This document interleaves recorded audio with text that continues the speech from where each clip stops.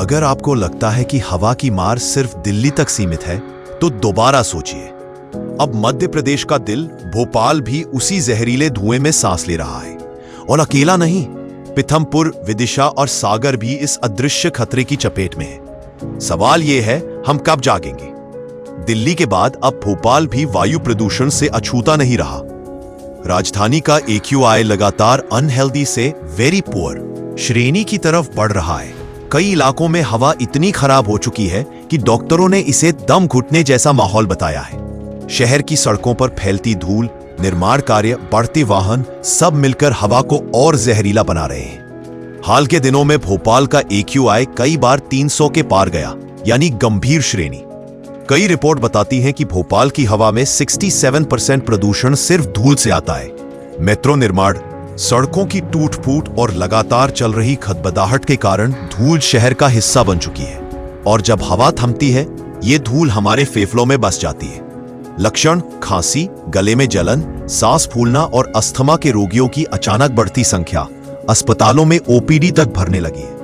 अब बढ़ते हैं पीथमपुर की तरफ। मध्य प्रदेश का बड़ा औद्योगिक क्षेत्र और अब एक प्रदूषण हॉटस्पॉट भी। यहाँ AQI अक्सर 200 से ऊपर देखा जा रहा है, यानी हवा सीधी स्वास्थ्य के लिए हानिकारक। PM10 और PM2.5 के स्तर WHO मानकों से कई गुना ऊपर। यहाँ के लोग हर सांस के साथ सूक्ष्म धूल निगल रहे हैं। विदिशा का AQI भी 180-190 के आसपास मंडरा रहा है। यह अनहेल्दी श्रेणी है, जिसका सीधा मतलब है कि स्वस्थ लोग भी बीमार पड़ सकते हैं।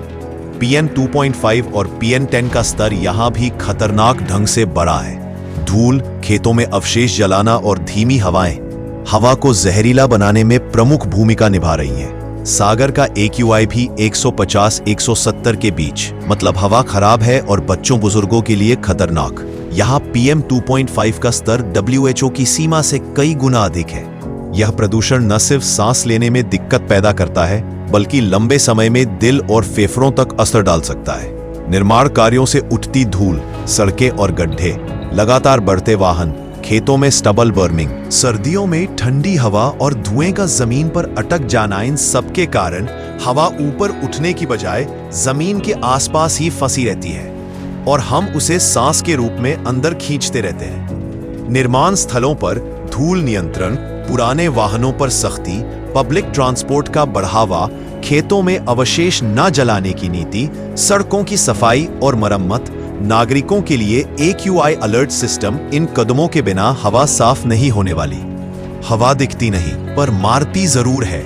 भोपाल, पीथमपुर, विदिशा और सागर, ये शहर सिर्फ नक्शे पर नहीं, हमारी सांसों में भी बसते हैं। अगर आज हमने हवा को साफ करने की लड़ाई नहीं लड़ी, तो कल ये हवा हमारी सांसें छीन लेगी। सवाल यही है, हम कब तक प्रदूषण में जीते रहेंगे?